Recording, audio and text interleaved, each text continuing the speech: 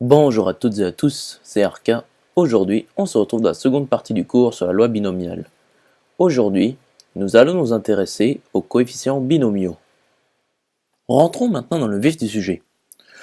Donc, un coefficient binomial est noté, entre parenthèses en colonne, nk. Donc, ceci se lit k parmi n.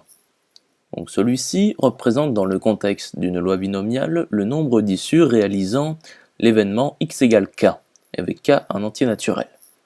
Donc on retrouve les valeurs des coefficients binomiaux avec le triangle de Pascal. Le voici. Donc ici nous avons 0 parmi 0, 1 parmi 1. Donc ici nous pouvons constater que, nous pouvons conjecturer que n parmi n est égal à 1. Donc ici nous avons 1 parmi 2, 1 parmi 3, 2 parmi 3, 3 parmi 4, ou 3 parmi 5, etc. Voyons maintenant une propriété fondamentale des coefficients binomiaux. Donc la voici. Donc k parmi n est égal à n factoriel sur k factoriel fois n moins k factoriel. Donc voici la démonstration. Donc prenons un boulier. Donc on a k boules et on a n emplacements dans le boulier. Donc lorsqu'aucun emplacement est occupé, il y a n emplacements libres. Et lorsqu'un emplacement est occupé, il y a n-1 emplacements libres.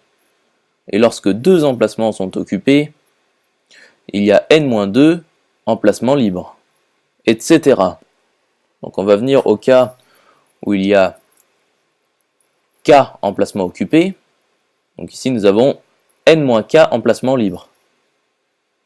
Donc dans cette situation, le nombre d'issues possibles trouvées est n fois n-1 fois n-2 jusqu'à n-k. Donc ceci est égal à n factoriel sur n-k factoriel. Voyons maintenant la deuxième partie de la démonstration. Donc lorsque les k emplacements sont occupés, on trouve que pour les boules placées dans les emplacements, il y a k fois k-1 fois k-2 jusqu'à 1 agencements possibles, dû à l'ordre des boules.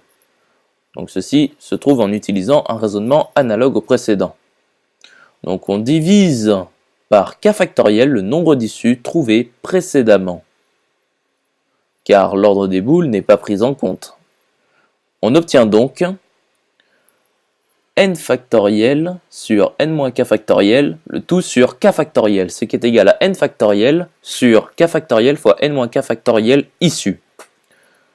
Donc k parmi n est égal à n factoriel sur k factoriel fois n-k factoriel.